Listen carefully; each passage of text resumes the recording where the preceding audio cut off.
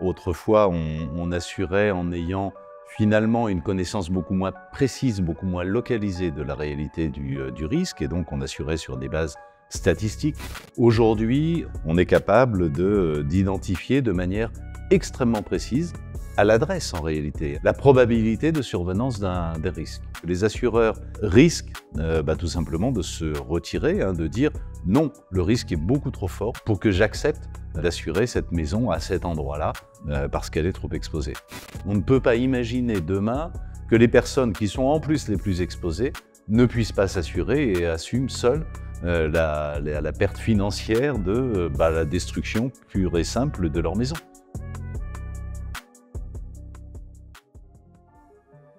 Bienvenue dans le Green Letter Club, la chaîne qui décortique les grands sujets écologiques. Aujourd'hui, nous allons parler du futur de l'assurance dans un monde aux proies au désordre climatique. Sécheresse, inondations ou ouragans, les catastrophes naturelles sont de plus en plus violentes. D'où cette question, pourra-t-on continuer à s'assurer dans un climat qui change ?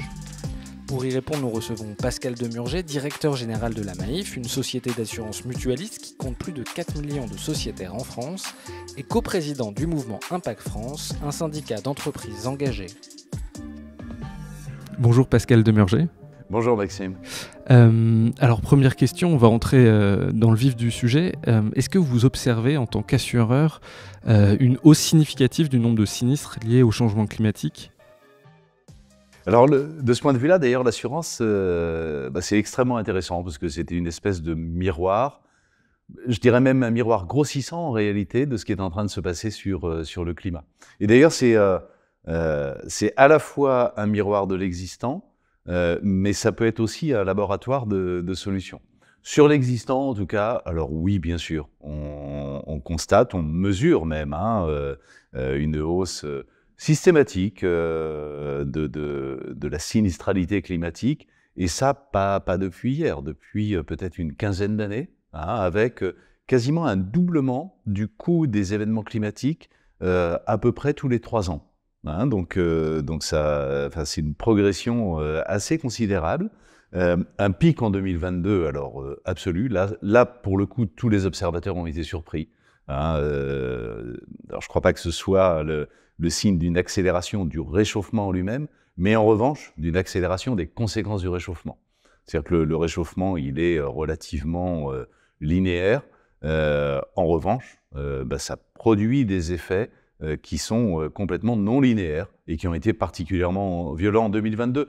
Pour vous donner juste un chiffre, en 2022, les sinistres climatiques en France, c'est quasiment 11 milliards d'euros, là où la moyenne des 5 années précédentes, c'était 3,5 milliards. Donc on fait x3 par rapport aux années précédentes. Est-ce que vous avez une idée, vous disiez doublement tous les 3 ans, vous avez une idée, par exemple, dans les années 80, des ordres de grandeur que ça pouvait être, la sinistralité, enfin le coût des sinistres en France ? Alors, j'ai pas d'idée chiffrée, mais en revanche, c'était à la fois relativement bas et relativement flat. Il y avait de temps en temps une tempête un peu plus importante, parfois une inondation beaucoup moins qu'aujourd'hui. Il n'y avait pas du tout le problème de la sécheresse, qui est un problème relativement important, on y reviendra sans doute.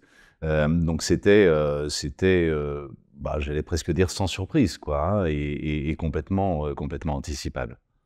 Dans les décennies qui viennent, d'ici 2050 par exemple, quelle ampleur les sinistres risquent-ils d'atteindre ? À quel point vous prévoyez une augmentation de la sinistralité en France ?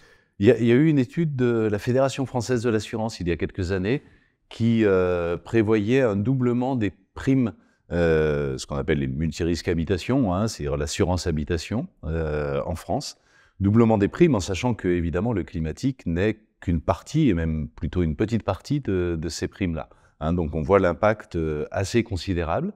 En réalité, à un horizon de moyen terme, mais pas si éloigné que ça, il y a finalement 2 sujets, 2 conséquences qui sont socialement assez dramatiques en réalité, si on n'y prend pas garde. La première, c'est effectivement le renchérissement du coût de l'assurance. S'il y a une multiplication des événements climatiques, de leur ampleur et donc de leur coût, forcément en face, les tarifs de l'assurance suivent et augmentent également. Et puis le deuxième phénomène, c'est le risque d'exclusion, en réalité, d'un certain nombre de zones géographiques de la possibilité même de s'assurer. Pourquoi? Parce que les phénomènes climatiques sont quand même relativement, en tout cas pour une part d'entre eux, concentrés sur une partie du territoire national. Et on a une connaissance qui est de plus en plus fine, en réalité, hein, de la localisation de ces phénomènes climatiques. Les inondations, par exemple, elles ont lieu plus ou moins toujours au même endroit, et en tout cas, on identifie parfaitement les zones facilement inondables. La submersion marine, par hypothèse, on sait où elle peut avoir lieu, etc. Et donc le risque, si on y prend garde, c'est que sur ces zones-là, un certain nombre d'assureurs décident que le coût est beaucoup trop élevé, la probabilité est beaucoup trop forte, et donc décident de se retirer de ces zones et de ne plus assurer des habitations. Et si quelques-uns le font, d'autres vont suivre. Les derniers qui voudraient rester ne pourront pas parce qu'on ne peut pas assumer la totalité des coûts. Hein. On ferait ce qu'on appelle en assurance de l'antisélection. Hein. On ne finirait par n'assurer que les mauvais risques et les autres les bons risques. Et donc, si on ne trouve pas une organisation de marché qui permette de le faire, on risque de voir effectivement des zones du territoire qui ne seront plus assurées. Alors ça, c'est un sujet vraiment très important, on y reviendra dessus tout à l'heure. Juste pour comprendre, quelles sont les catastrophes qui, vous, en tant qu'assureur, vous coûtent le plus cher, et quels sont les phénomènes aussi que vous voyez augmenter? Alors, ce que l'on voit augmenter, en réalité, ça n'est pas une nature de phénomène, c'est une intensité de phénomène. Hein, les phénomènes sont à peu près toujours les mêmes. Des tempêtes, des inondations, de la sécheresse, de la grêle, etc. En revanche, ce qui augmente considérablement, c'est leur intensité. Et l'intensité de tous les phénomènes, pour le coup. Hein. Ensuite, il faut distinguer les événements selon un petit peu leurs caractéristiques. Vous avez des événements brutaux, mais de grande ampleur. Typiquement, un cyclone dans les Antilles, ou une tempête particulièrement violente en métropole. Vous avez des phénomènes moins spectaculaires, en tout cas moins brutaux, mais qui produisent, on l'a vécu ces dernières semaines d'ailleurs, hein, des catastrophes assez dramatiques sont les inondations. Hein, et on voit que ça peut être relativement lent. Hein, dans le Pas-de-Calais, là, en ce moment, l'eau baisse très, très lentement. Et puis, vous avez des phénomènes qui sont quasiment invisibles, mais qui en réalité pèsent énormément, créent énormément de dégâts. Je pense à la sécheresse, et avec ce que l'on appelle le retrait-gonflement des argiles. Pardon, c'est un petit peu technique. Lorsque le sol est argileux, il absorbe l'humidité, l'eau de pluie, il gonfle sous l'effet de cette pluie. Puis en période de sécheresse, il se rétracte. Et donc ce gonflement et cette rétractation fait que le sol bouge et entraîne ce qui est construit sur lui, hein, c'est-à-dire les maisons. Et les maisons bougent aussi et peuvent parfois être complètement détruites avec des failles dans les murs qui peuvent rendre la maison inhabitable. Alors ça dépend en partie des sols et des sécheresses. Il me semble avoir lu dans un rapport sur le changement climatique et l'assurance que ça pourrait concerner, dans les décennies qui viennent, la moitié du parc de maisons en France. C'est un phénomène qui est massif, qui n'est pas justement marginal.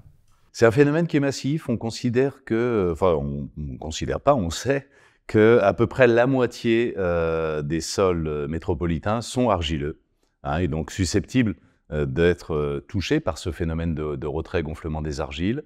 Et sur la moitié de ces sols argileux, il y a un peu plus de 10 millions de maisons qui y sont construites. Hein, et c'est en effet à peu près la moitié du nombre de maisons individuelles en France. Les vagues de chaleur, quand on parle de l'assurance, c'est un sujet dont on parle un petit peu moins. J'avais lu pourtant que dans un rapport que les vagues de chaleur posaient un problème grandissant et important pour les assureurs. On n'arrive pas forcément à bien identifier le problème que ça peut vous poser, ces vagues de chaleur. Il y a deux conséquences aux vagues de chaleur. Ce n'est pas la chaleur en elle-même, mais les conséquences de ces vagues de chaleur. D'abord, ça amplifie ce dont on vient de parler, hein, c'est-à-dire ce retrait des argiles, la sécheresse tout simplement. Et puis, on le constate désormais, et ça c'est un phénomène quand même relativement récent, en tout cas dans l'ampleur qu'il prend, c'est la question des incendies. Hein, avec des incendies, alors là pour le coup, l'ensemble de la planète est concerné, mais la France aussi, hein, on se souvient des incendies à Arcachon par exemple, hein, la forêt de la Thèse de Buch, hein, il y a 18 mois, des incendies gigantesques.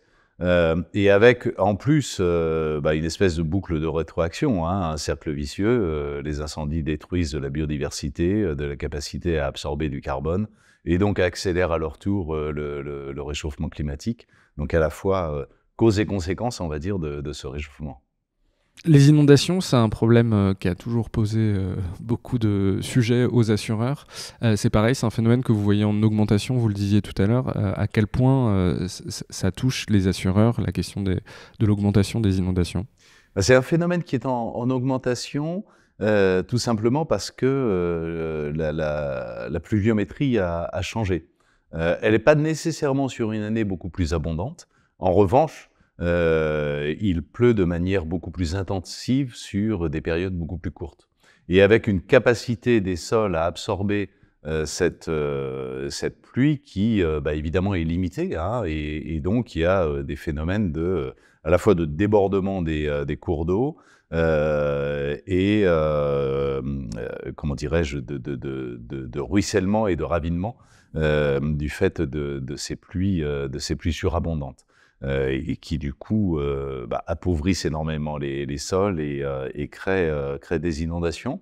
Et donc cette intensité et cette localisation des pluies augmente effectivement assez considérablement, hein, les phénomènes d'inondation, soit d'inondations très brutales, très spectaculaires, on pense à la vallée de la Roya il y a 3 ans maintenant, hein, soit au contraire des inondations très progressive et très étendue. On parlait du Nord-Pas-de-Calais il y a un instant, mais dans les deux cas avec des dégâts qui sont considérables, hein, et qui peuvent rendre tout simplement inhabitable un certain nombre de maisons. Et ça, on sait très précisément où ça va intervenir, ces inondations. Simplement, le réchauffement climatique va accentuer ces phénomènes.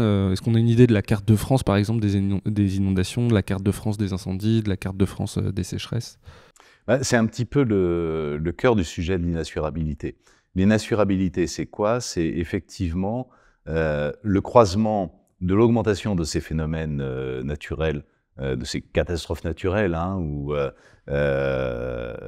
de manière un peu structurelle, croisé par la meilleure connaissance que l'on a du risque, hein, et à ce que l'on pourrait appeler un déchirement du voile d'ignorance, hein, là où autrefois on assurait en ayant finalement une connaissance beaucoup moins précise, beaucoup moins localisée de la réalité du risque, et donc on assurait sur des bases statistiques relativement globales, relativement macro. Aujourd'hui, on est capable, parce qu'on a les outils de modélisation on est capable d'identifier de manière extrêmement précise, à l'adresse en réalité, hein, c'est pas seulement à la commune ou c'est véritablement à l'adresse, on est capable d'identifier la probabilité de survenance des risques. Et donc ce croisement de l'augmentation des risques, de leur localisation par ailleurs, et de ce déchirement du voile d'ignorance, de cette capacité à modéliser de manière très très précise la probabilité de survenance de ce risque-là, fait que l'on sait dire qu'à tel endroit, il est très probable, ou même totalement certain, que le risque va arriver, va se produire, hein, dans l'année ou dans les 5 ans qui viennent, etc. Et c'est ça qui risque, si on ne fait rien, de rendre ces zones-là inassurables, c'est-à-dire que les assureurs ayant cette connaissance du risque risque, si on n'organise pas le marché, tout simplement de se retirer, hein, de dire non, le risque est beaucoup trop fort, beaucoup trop probable, sa survenance est beaucoup trop probable pour que j'accepte d'assurer cette maison à cet endroit-là parce qu'elle est trop exposée. On a vu ça beaucoup en Floride, notamment lié aux inondations, en Australie également. Est-ce que vous avez des exemples de régions, d'assurances, d'assureurs qui se sont retirés, qui ne couvrent plus certains risques? Est-ce que, par exemple, vous en parliez tout à l'heure, aux Antilles, il y a des cyclones qui peuvent avoir des coûts vraiment très importants? Est-ce qu'il y a déjà des assureurs qui se retirent, qui n'assurent plus certains risques? Alors aux Antilles, c'est effectivement une sorte de laboratoire un peu avancé de ce qui peut se passer en métropole, de ce point de vue-là. Et en effet, à la suite de cyclones un peu importants, il y a des assureurs qui se sont retirés. Il y a aujourd'hui un nombre finalement relativement limité d'assureurs aux Antilles. En métropole, le phénomène C'est-à-dire qu'il y a beaucoup d'assureurs qui sont partis? Il y a des assureurs qui sont partis, oui, tout à fait, ouais, complètement. En métropole, le phénomène est évidemment beaucoup moins généralisé, mais on voit bien qu'il commence à y avoir soit des hausses de tarifs un peu significatives de la part de certains acteurs sur des zones très, très déterminées, voire même, je vais utiliser un euphémisme, une grande difficulté à obtenir une assurance chez certains assureurs. Pour l'instant, en France, on n'a pas du tout de phénomène du type de ce qui se passe aux États-Unis, c'est-à-dire qu'aujourd'hui, en France, tout le monde trouve une assurance habitation et il y a encore une offre qui est extrêmement large. En revanche, j'allais dire, la suite est un peu écrite si on ne fait rien et si on n'organise pas le marché, parce qu'évidemment, l'intensification et la localisation très forte de ces risques-là, encore une fois, va entraîner des comportements de cette nature. En France, si on se lance dans un scénario de politique fiction, quelles sont les zones qui pourraient être sous tension assez rapidement? Si par exemple le marché n'était pas organisé, comme vous dites, quelles sont les zones qui risqueraient de ne plus être assurées sur l'habitation? Alors ça dépend beaucoup de la nature du risque. Les zones ne sont pas les mêmes si on parle de submersion marine, par exemple, ou si on parle d'inondation, ou si l'on parle de sécheresse. Et donc ça dessine une carte de France qui finalement peut avoir des zones très localisées, très exposées à une nature de risque, un peu partout sur le territoire. Alors avec une concentration de ces points difficiles, de ces points noirs plus forte dans certaines grandes régions, mais il y en a en réalité un petit peu partout. Ça voudrait dire typiquement qu'on pourrait souscrire un contrat d'assurance habitation, mais que si on habite dans le sud-est, le risque incendie ne serait pas garanti. Si on habite sur la côte vendéenne, le risque de submersion marine ne serait pas garanti. Ça peut être effectivement une des hypothèses, c'est-à-dire une exclusion de certains risques des garanties couvertes, ou des dommages couverts plus exactement, ou ça peut être carrément l'impossibilité même de trouver un contrat d'assurance.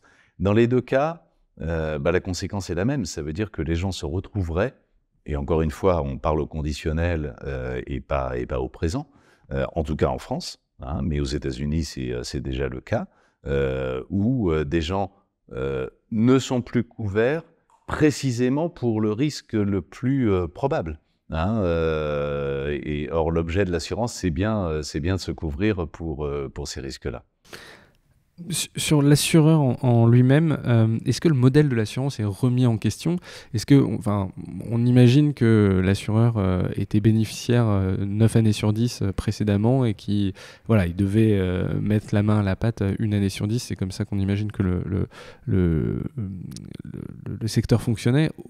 Aujourd'hui, le modèle de l'assurance, de l'assureur, il est remis en question? Ça le remet en question pour deux raisons. D'abord, effectivement, pour des raisons économiques, tout simplement d'équilibre du système assurantiel. Enfin, vous l'avez bien décrit, l'assurance, c'est effectivement statistiquement 9 fois sur 10, c'est bénéficiaire, et puis 1 fois sur 10, on perd pas mal d'argent qui, en gros, mange l'essentiel des marges accumulées pendant la période précédente. Et ça, c'est vrai, c'est une mutualisation dans le temps, et puis il y a évidemment une mutualisation dans l'espace. C'est-à-dire que l'assurance, on perd beaucoup d'argent sur un nombre limité de clients, et on gagne un peu d'argent sur un nombre très important d'assurés. C'est ce qu'on appelle la mutualisation, la répartition du risque entre les individus. Et donc, c'est effectivement le fondement de l'assurance. L'autre fondement de l'assurance, il repose sur ce que j'appelais tout à l'heure le voile d'ignorance, au fond. C'est-à-dire, je ne sais pas, prenons l'assurance automobile, je ne sais pas si vous, votre voisin ou une autre personne va demain avoir un accident de voiture ou va se faire voler sa voiture. C'est évidemment, statistiquement, il est impossible de le déterminer. En revanche, je sais simplement, de manière très macro, en fonction de 2-3 caractéristiques relativement limitées, d'ailleurs, en nombre relativement limité, l'endroit où vous habitez, éventuellement l'âge que vous avez, l'ancienneté de votre permis de conduire ou vos antécédents de conduite, je sais calculer sur une population donnée une probabilité plus ou moins élevée de survenance d'un sinistre, et donc on va tarifer votre police d'assurance en fonction de ce risque-là.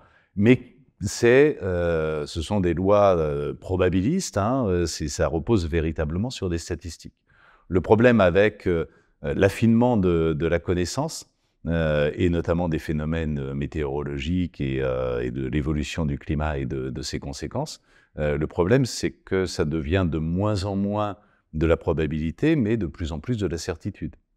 Et par ailleurs, le risque devient de moins en moins une hypothèse de survenance qu'une certitude de survenance. On sait qu'à cet endroit, nécessairement, va se passer tel, sinistre climatique. Alors, on ne sait pas quand, évidemment, mais en tout cas, à un horizon relativement proche, on sait qu'il va se passer. Et dans ce cas-là, l'assurance sait couvrir quelque chose qui n'est pas certain, un aléa. L'assurance est faite pour couvrir des aléas. L'assurance ne peut pas couvrir des certitudes. Donc il y a effectivement un risque de remise en cause du modèle assurantiel tel qu'il fonctionne aujourd'hui, en tout cas. Est-ce qu'on a déjà assisté à des faillites d'assurance ? Alors, on a assisté, oui, à des faillites d'assurance, alors à des vraies faillites d'assurance en dehors de France, et à des quasi-faillites d'assurance dans le passé, un passé déjà un petit peu lointain en France, mais dans ce cas-là, il y a toujours l'organisation d'une reprise de l'assureur en question pour que les personnes qui étaient assurées ne se retrouvent pas sans couverture. Mais l'image d'Épinal de l'assureur, c'est justement des institutions très puissantes, financièrement très bien dotées. Est-ce qu'aujourd'hui, est-ce que dans les 10 dernières années, c'est des institutions qui ont été fragilisées financièrement, les assureurs ? Alors aujourd'hui, je ne dirais pas ça. Je ne dirais pas ça pour plusieurs raisons. D'abord parce que ce qu'on est en train de décrire, les phénomènes que l'on est en train de décrire, même si ils montent en puissance depuis un certain nombre d'années, aujourd'hui sont loin d'être arrivés à leur apogée. Et ce que l'on décrit, c'est quand même assez largement la situation à partir d'aujourd'hui et pour un avenir plus ou moins lointain. La deuxième raison, c'est qu'il y a, jusqu'à présent en tout cas, un système de réassurance, c'est-à-dire d'assurance des assureurs en quelque sorte, qui a été relativement efficace et qui a protégé les assureurs directs en cas de très gros événements survenant dans un pays quelconque. Et puis la troisième raison, c'est qu'il y a eu progressivement l'émergence de règles qu'on appelle des règles prudentielles, pour ce qui nous concerne, principalement définies par des directives européennes, qui imposent aux assureurs d'avoir un niveau de fonds propres, on va dire, et de provisions extrêmement élevé pour précisément garantir leur solidité financière, même en cas de coup dur. Il y a une régulation du monde de l'assurance, exactement comme sur le monde bancaire, qui est faite pour prévenir tout risque de faillite, parce que la faillite d'un assureur comme d'une banque a des conséquences sociales évidemment très lourdes. Donc pour l'instant, on est à l'abri de ce risque de défaillance d'un assureur. En revanche, évidemment, la volatilité et surtout l'augmentation future des risques peut remettre en cause les grands équilibres économiques de ce système-là. D'ailleurs, aujourd'hui, je parlais d'inassurabilité ou de risque d'inassurabilité d'une partie du territoire. Ça peut provenir aussi, la menace peut provenir aussi de la réassurance, c'est-à-dire du refus des réassureurs qui exercent au plan mondial, sont des réassureurs mondiaux, du refus de réassureurs de couvrir les assureurs directs pour certains risques climatiques sur certaines zones données. Ça, c'est déjà arrivé ? Bon, c'est en train d'arriver en réalité. Depuis, je vous disais, 2022 avait été une année particulièrement catastrophique sur le plan des événements climatiques.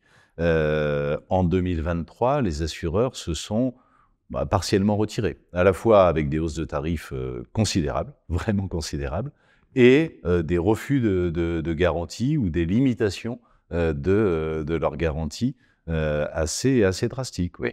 Donc ça veut dire concrètement, est-ce que vous pouvez prendre un exemple ? C'est-à-dire que, par exemple, le réassureur ne vous réassurerait pas sur les cyclones dans les Antilles ou des choses comme ça ? C'est exactement ce genre de choses. Je disais qu'en 2022, pour le marché français, le coût des événements climatiques, ça avait été 11 milliards, là où c'était à peu près 3,5 milliards une année habituelle. En 2023, on est revenu à un montant beaucoup plus classique, on devait être en dessous de 5 milliards d'euros. Ça, c'est le montant brut, c'est-à-dire le montant direct, le coût réel des événements climatiques. Et puis, les réassureurs couvrent les assureurs directs et à la fin, il y a un coût net, c'est-à-dire déduit de la protection par les réassureurs. Le coût en 2023, le coût net en 2023 pour les assureurs directs est supérieur à celui de 2022. Ça veut dire que là où les réassureurs avaient pris en charge une grande partie des sinistres en 2022, ils n'ont quasiment rien pris en charge en 2023. C'est la conséquence de la limitation des garanties qu'ils accordent aux assureurs directs. Est-ce que, je me demandais, il y a un peu un phénomène similaire à celui du prix du pétrole, c'est-à-dire, est-ce que vous voyez une tendance à ce que les gens refusent de s'assurer parce que ça devient trop cher ? Est-ce que c'est pas un risque pour les assureurs ? C'est-à-dire qu'ils peuvent jouer sur la prime d'assurance jusqu'à un certain niveau. On pense bien qu'il y a un plafond à partir duquel les gens vont arrêter de s'assurer. Alors, oui, plusieurs choses. D'abord, ce phénomène, on l'observe, mais on ne l'observe pas pour les particuliers. On l'observe pour les entreprises notamment, et notamment les entreprises de grande taille, qui d'ailleurs sont autorisées par une loi relativement récente à constituer en avance des provisions pour se couvrir elles-mêmes d'événements de sinistres futurs. Et donc, ont tendance à conserver une partie du risque et à ne s'assurer qu'au-dessus d'un certain montant si effectivement la survenance d'un événement quel qu'il soit entraînait un sinistre d'un montant supérieur à une franchise, au fond une priorité, comme on dit dans le monde de l'assurance. Donc ce phénomène existe pour le monde des entreprises. Il n'existe pas chez les particuliers, d'abord parce qu'ils n'ont pas cette possibilité-là, tout simplement, et parce qu'aujourd'hui encore, finalement, le montant des assurances habitation est finalement pas si élevé que ça en France. D'ailleurs, vous assurez votre maison pour quasiment 2 fois moins cher que votre voiture. Ce qui est une forme de paradoxe quand on regarde évidemment la valeur qui est assurée. Donc l'assurance habitation n'est pas si chère que ça. Et d'ailleurs, structurellement sur le marché, et ça depuis très longtemps, les assureurs, structurellement, perdent de l'argent sur l'assurance habitation. Hein, et on tarifie un peu en dessous du coût de cette assurance. Alors là-dessus, il y a un sujet qui est intéressant. Bon, on sort un peu de votre zone de confort, entre guillemets. C'est parce que vous assurez très peu ou pas les agriculteurs, mais typiquement les agriculteurs. Moi, j'ai lu dans un rapport, alors je ne sais plus si c'était Suisse Re ou de la Fondapol, qui disait que seulement l'ordre du tiers des agriculteurs étaient assurés contre les risques climatiques. Ça paraît très faible et ça paraît être une faiblesse majeure pour la nation tout entière. Je suis complètement d'accord avec vous, hein, et ça fait évidemment peser sur eux un risque considérable, hein, parce qu'ils peuvent tout perdre là pour le coup, hein, et c'est leur outil leur production même d'ailleurs, hein, qui peut être perdue.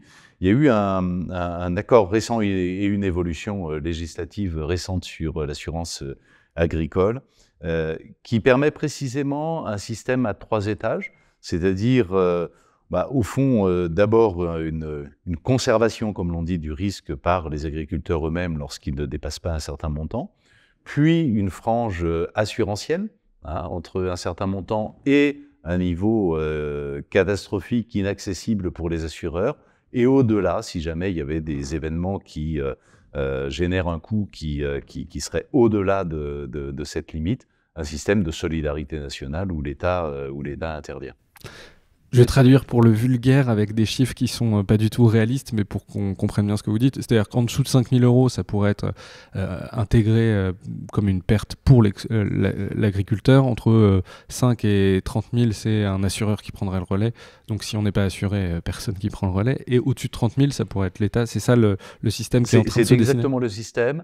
Et comme l'assurance est effectivement, là, dans ce système, on le voit, est plafonnée finalement, hein, dans le niveau de risque, ça permet d'en diminuer le coût, de la rendre plus accessible et donc de permettre au plus grand nombre de s'assurer pour lutter contre ce phénomène d'une majorité d'agriculteurs qui n'est pas assurée.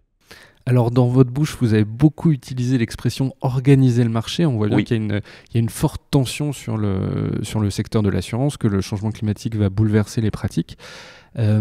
J'ai cru comprendre en lisant les rapports, en préparant l'entretien, qu'il y avait deux visions, deux philosophies un peu distinctes chez les assureurs. Une vision plus portée des mutualistes où on devait conserver cette vision de la mutualisation des risques, et puis une vision plus de segmentation où on assure certaines personnes puis d'autres pas. Est-ce que ce sentiment, vous le partagez? Voilà, quelle est la philosophie aujourd'hui des acteurs de l'assurance par rapport au changement climatique et aux problématiques qui pèsent sur le secteur? Alors vous avez raison, hein, il y a à la fois sans doute des perceptions de la réalité et des risques à venir et des réactions un peu principielles, hein, qui sont différentes selon les acteurs. Il y a des assureurs qui considèrent que ce que je décrivais tout à l'heure, hein, cette question de l'inassurabilité potentielle est sans doute très proche d'un certain nombre de zones géographiques, en réalité n'existe pas. D'ailleurs, aujourd'hui, tout le monde trouve un assureur et les assureurs prennent effectivement en risque, ce qui est le cas, hein. En France, en tout cas, la totalité des sinistres, et donc il n'y a pas de difficulté particulière. Et puis, il y a un certain nombre d'autres assureurs, et notamment, vous l'avez dit, les assureurs mutualistes, hein, qui ont une vision qui est un peu différente, qui constate que déjà, il y a des hausses de tarifs extrêmement fortes pratiquées par certains acteurs à certains endroits qui rendent quasiment impossible pour un particulier de souscrire des assurances. Il y a même carrément des refus d'assurance de la part de certains assureurs. Et ce phénomène ne va faire que s'amplifier, risquant d'exclure une partie de la population de l'assurance. Ce phénomène, d'ailleurs, on le constate en avance de phase, si je puis dire, aux États-Unis, hein, en Floride, mais aussi en Californie ou dans d'autres États. Il devient extrêmement difficile d'assurer sa maison parce que trop exposé à ce genre de risque. Et nous, ce que nous disons, et en particulier la MAIF étant un peu en pointe, hein, sur ce sujet, Ce que nous disons, c'est que c'est socialement complètement inenvisageable. On ne peut pas imaginer demain que les personnes qui sont en plus les plus exposées ne puissent pas s'assurer et assument seules la perte financière de la destruction pure et simple de leur maison. C'est inimaginable socialement et d'ailleurs politiquement aussi.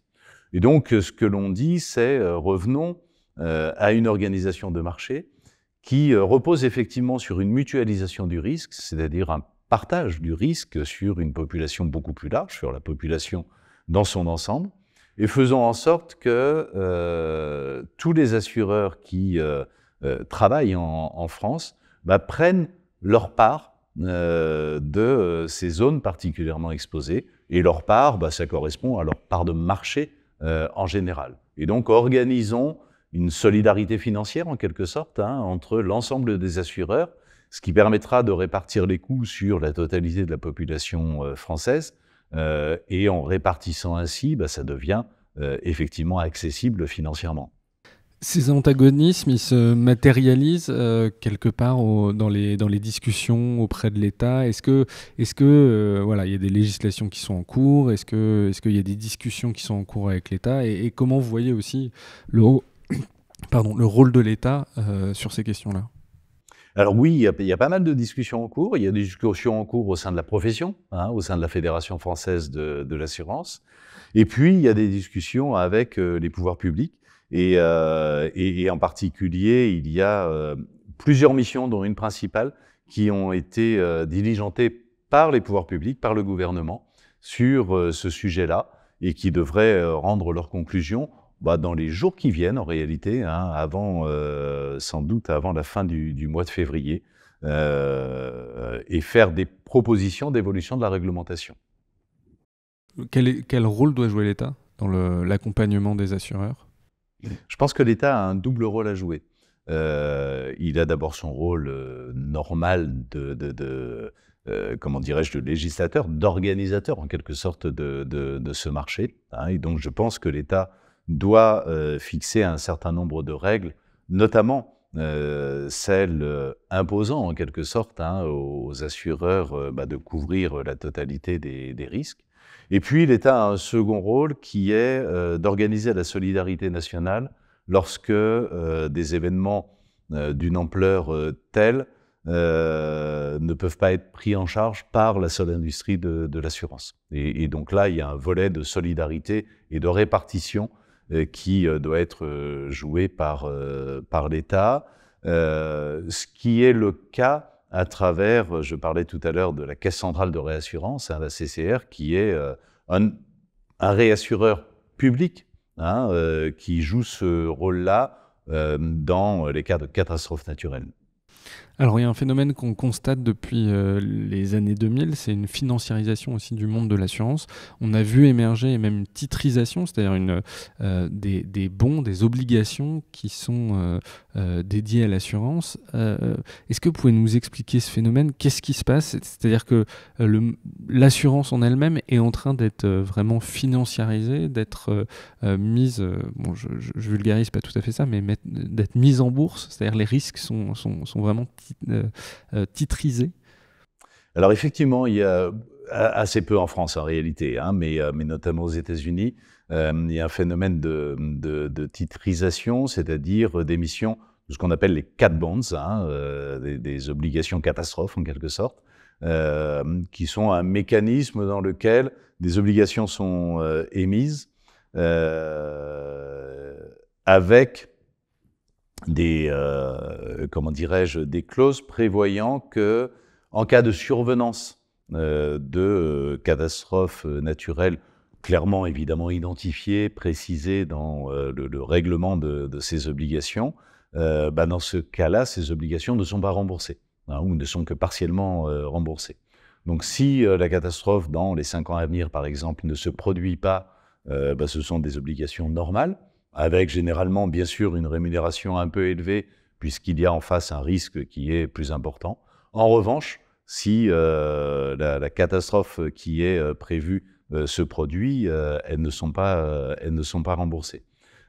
Finalement, ça revient à transférer le risque sur tous les porteurs de ces obligations, hein, et cette financiarisation de l'assurance revient au fond, hein, de la part des assureurs qui pratiquent ce genre de choses, à ne plus supporter eux-mêmes le risque de catastrophe sur leur propre bilan, mais à le transférer sur les porteurs d'obligations. Qu'est-ce que ça vous inspire justement, cette financiarisation, cette titrisation? On a l'impression que dès lors que qu'un sujet est touché par le marché, vraiment par les marchés financiers, c'est qu'il se passe quelque chose de très préoccupant. C'est le sentiment que j'en ai. Est-ce que c'est un sentiment vraiment trivial ou est-ce que vous le partagez? Bah, moi, j'ai l'impression que ça traduit deux choses de nature un petit peu différente. La première chose, c'est que d'abord, il y a une financiarisation d'énormément de métiers, et notamment de l'assurance, hein, depuis quelques décennies, et une capacité de l'industrie financière à inventer des mécanismes, notamment de transfert des risques, à partir du moment où il y a une forme d'aléa, une forme de risque, et la possibilité d'une rentabilité en face, il y a une ingénierie financière qui est capable de monter en effet des produits relativement novateurs. Et on a vu, hein, l'innovation financière depuis quelques décennies est quand même extrêmement forte. Et puis après, il y a cette question que vous soulevez, hein, qui est de dire, est-ce que ça n'est pas le signe, le symbole, le symptôme, au fond, d'une évolution du risque qui fait que l'industrie ne veut pas conserver ce risque-là et l'éclate sur une population beaucoup plus large. In fine, que ce soit à travers la financiarisation, alors évidemment de manière particulièrement brutale s'agissant de la financiarisation, mais aussi à travers les mécanismes d'assurance, de réassurance, voire de prise en charge par la puissance publique, in fine, le coût est mutualisé sur une population relativement large, hein, que ce soit la population générale, si on parle de la solidarité des États, quasiment la population générale si on parle du système assurantiel, une population un peu plus limitée si on parle de ce genre d'innovation financière comme les CATS bonds, mais en tout cas, à un moment donné, c'est bien une répartition sur les individus, au fond, hein, une répartition du coût sur les individus au final. Alors, il y a un sujet qui est intéressant, c'est on a un peu l'impression que le monde de l'assurance est schizophrénique, c'est-à-dire d'un côté, on voit les indemnisations qui explosent, comme vous l'avez dit, en 2022, 11 milliards. Enfin, voilà, on sent que vraiment il y a une pression des événements climatiques sur le modèle économique de l'assurance. Et de l'autre, on voit toujours les grands projets industriels, les grands projets, les carbon bombs, les installations fossiles, les installations thermiques qui sont toujours rassurées. Est-ce qu'il n'y a pas là une schizophrénie dans la gestion des actifs de la part des assureurs ? Alors, vous avez raison, qui sont toujours assurés ou qui sont toujours financés, parce que n'oublions pas que l'assurance, par hypothèse, hein, il y a des flux financiers relativement importants, les assureurs sont à la fois contraints parce que c'est le cœur de leur métier, mais aussi contraints par la réglementation à constituer des provisions pour régler des sinistres futurs extrêmement importantes. Les assureurs, par ailleurs, font souvent aussi de l'assurance vie, c'est-à-dire qu'ils collectent de l'épargne. Et donc, les assureurs gèrent des fonds propres ou des actifs qui ne leur appartiennent pas, mais qui sont sous gestion, qui sont extrêmement importants. Et donc, les assureurs sont des financeurs importants de l'économie, hein, d'une manière générale. Et à travers, sur le volet assurantiel, ce qu'on appelle la politique de souscription, qu'est-ce que j'accepte d'assurer ou qu'est-ce que je refuse d'assurer ? Ou dans la politique de gestion des actifs financiers, la politique de placement, vers quoi je place ces actifs ou dans quel secteur je refuse de les placer, évidemment, les assureurs peuvent avoir un rôle important à jouer sur la transition, hein, tout simplement, la transition écologique, la transition énergétique. Pour ce qui nous concerne, par exemple, c'est juste à titre d'illustration, on a un peu plus de 20 milliards d'euros d'actifs sous gestion. On a défini depuis longtemps déjà des règles extrêmement strictes de ce qu'on appelle des règles d'allocation d'actifs, c'est-à-dire de définition de secteurs dans lesquels on refuse d'investir et de secteurs au contraire dans lesquels on va investir de manière significative. Nous avons retiré tous nos investissements des énergies fossiles. On n'investit absolument plus dans les énergies fossiles. À l'inverse, on investit de manière assez massive dans les énergies renouvelables. On investit aussi beaucoup dans la biodiversité, en faveur de la biodiversité.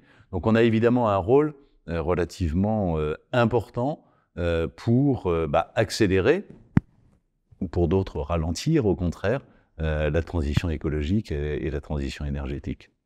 Alors vous vous présentez comme l'assureur militant, c'est pas le cas de nombreuses assurances. Comment vous expliquez que de nombreuses assurances vont financer et assurer des projets fossiles, des bombes climatiques? Est-ce que c'est parce que c'est des projets qui sont très rentables?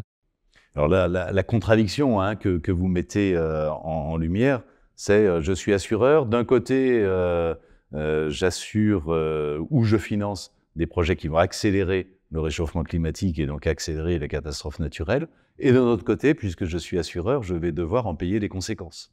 Et est-ce qu'il n'y a pas une espèce de schizophrénie? D'ailleurs, vous avez utilisé le terme. Clairement, au cœur de cette schizophrénie, qu'est-ce qu'on retrouve? On retrouve deux choses. D'abord, le fait que d'un côté, j'ai un bénéfice individuel, de l'autre côté, un coût collectif. Et entre ce jeu, dans ce jeu entre individuel et collectif, on voit bien la tentation du choix qui va être fait. Et puis, il y a une tension entre le court et le long terme. À court terme, ce sont en effet des projets qui sont généralement extrêmement rentables. Et donc, en les finançant, je vais gagner beaucoup d'argent.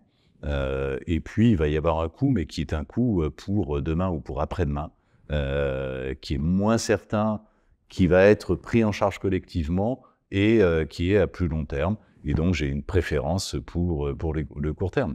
Alors, le sujet de la transition écologique, d'une manière générale, le sujet de l'engagement des entreprises et de leur contribution dans le ralentissement du réchauffement, dans la défense de la biodiversité, dans tous ces sujets de transition écologique, ce sont bien le problème majeur, c'est bien le problème de la préférence du court terme sur le long terme. Je ne crois pas aujourd'hui qu'il y ait un dirigeant, ou il y en a sans doute quelques-uns, mais je pense que la grande majorité des dirigeants, aujourd'hui, ont une claire conscience des sujets écologiques en général, ont une claire conscience du rôle de l'entreprise dans le ralentissement du réchauffement, mais simplement sont très généralement soumis à des contraintes, à des exigences de rentabilité de court terme qui les inhibent complètement, voire les empêchent d'investir dans cette transition.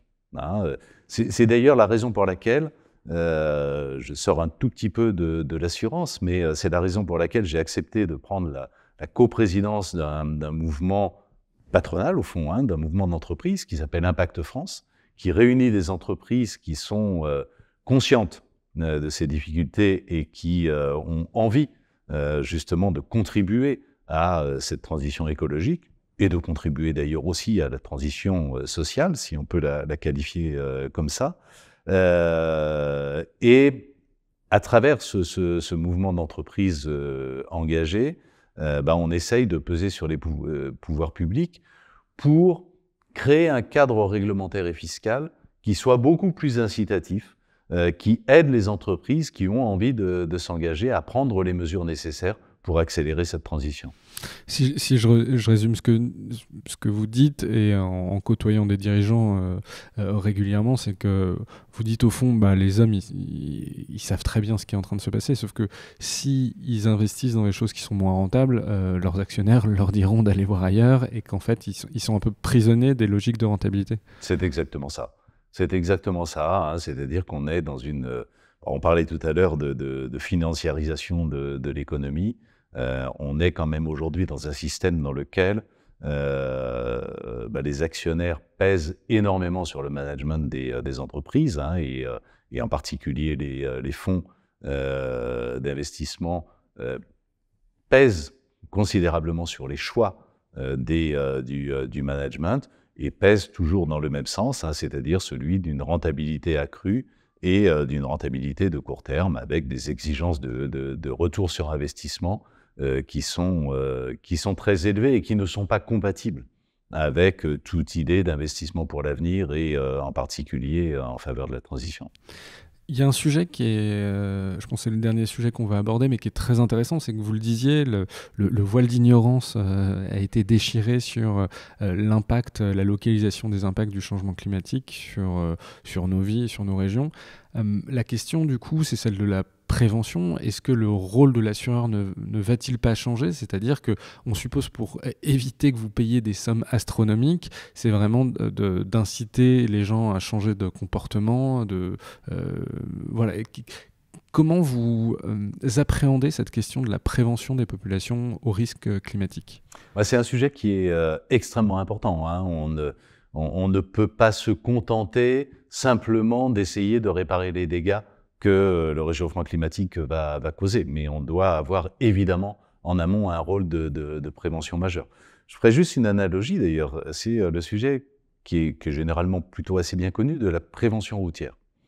Si on remonte, il y a une cinquantaine d'années, hein, milieu des années ou début des années 70, on avait en France 17-18 000 morts sur les routes chaque année.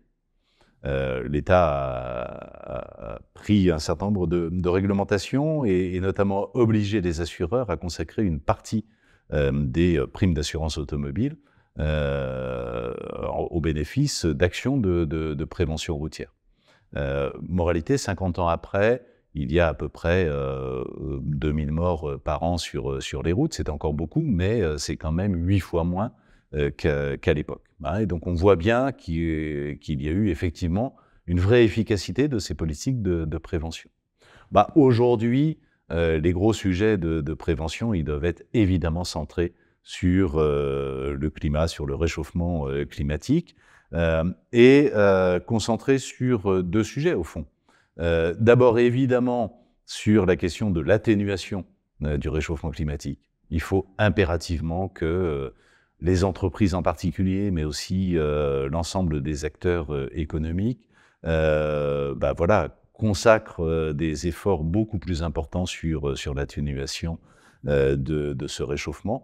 D'où la nécessité aussi qu'il y ait un cadre réglementaire et fiscal qui favorise les investissements pour cette atténuation. On connaît les chiffres, hein, Pisani-Ferry, 65 milliards d'euros supplémentaires d'investissement chaque année pour la prévention.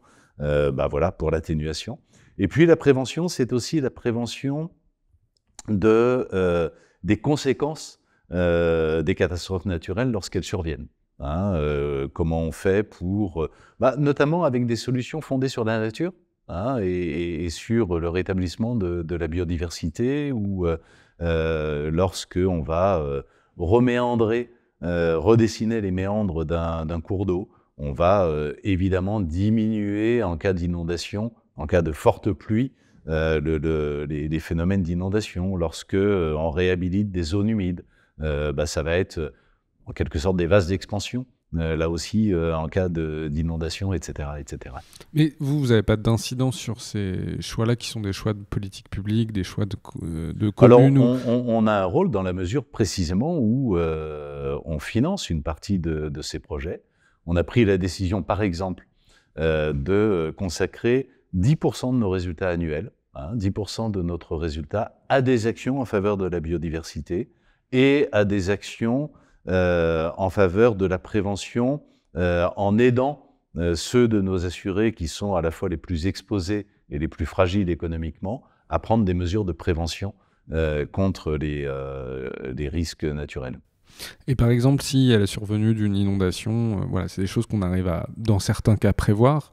Est-ce qu'il y a des dispositifs qui sont en train d'être mis en place pour alerter les populations ? Est-ce que c'est votre rôle ? Est-ce qu'il y a des outils techniques que vous développez ? Voilà, concrètement, à quoi ça peut ressembler la prévention dans les décennies qui viennent ? Alors, c'est complètement notre rôle et on le fait. Je vous disais tout à l'heure, on a il y a deux choses d'ailleurs. Il y a à la fois de manière un peu permanente, on a, je vous le disais, une connaissance assez précise du risque de survenance de telle ou telle nature d'événements naturels sur une zone ou même à une adresse donnée. Cette information dont on dispose, grâce à la modélisation que l'on a mise en place, on la met à disposition du grand public et a fortiori évidemment de nos assurés. Oui, vous avez un site, pardon de vous faire de la publicité, mais vous avez un site justement où on rentre son adresse et on voit les risques qui sont dédiés. Exactement, ça s'appelle Aux Alentours. Et lorsque vous voulez acheter une maison, par exemple, vous pouvez venir sur notre site et regarder à cette adresse la nature des risques et leur intensité. Risques naturels ou autres d'ailleurs, si il y a une usine classée Céveso dans le coin, ou voilà. Et donc, on qualifie et on quantifie ces risques-là, ce qui peut évidemment être intéressant avant de procéder, par exemple, à un achat. Et puis ensuite, il y a la question plus immédiate, en cas de survenance d'un risque ou en cas de prévision dans les jours qui viennent là d'un risque qui va arriver, on prévient nos sociétaires, c'est-à-dire nos assurés de la zone en question. On les prévient, y compris par SMS, en leur disant que voilà, il y a un risque de tempête, d'inondation, et donc prenez telle et telle précaution avant que l'événement n'arrive. Dernière question, est-ce qu'il y a un sujet sur l'assurance, le secteur de l'assurance, et en lien avec le changement climatique qui vous paraît important et qu'on n'aurait pas abordé ? Alors, j'ai l'impression qu'on a abordé beaucoup de choses. Pour moi, je le disais d'ailleurs en début d'entretien, le secteur de l'assurance est le miroir, au fond, de tout ce qui est en train de se passer en matière de changement climatique. Il en est le miroir à la fois sur la question de l'atténuation. Le secteur de l'assurance a des moyens financiers relativement importants et donc doit contribuer très fortement à cette atténuation. Il en est le miroir parce qu'il en est, au fond, le reflet quantifié des conséquences aujourd'hui de ce réchauffement climatique, parce que ça se traduit par des événements naturels de plus grande ampleur. Et puis, il en est le miroir dans la manière dont le réchauffement climatique nous oblige à repenser j'allais dire notre organisation sociale et notre organisation économique. Et passer sans doute d'un système dans lequel les règles du marché et donc des modes de fonctionnement très individuels au fond étaient le mode de régulation principal, voire exclusif, notamment au plan économique, à la nécessité de trouver des règles coopératives où finalement on trouve des modes de fonctionnement beaucoup plus collectifs qui vont permettre de sortir de ce système hyper concurrentiel dans lequel à la fois on ne pourra pas trouver des solutions pour des réponses aux conséquences du changement, et dans lequel peut-être surtout on est incapable de trouver les moyens d'investir dans la transition parce que les exigences de rentabilité de court terme sont là. Pascal Demurger, un grand merci d'être venu au micro du Green Letter Club, et à bientôt. À bientôt, avec plaisir.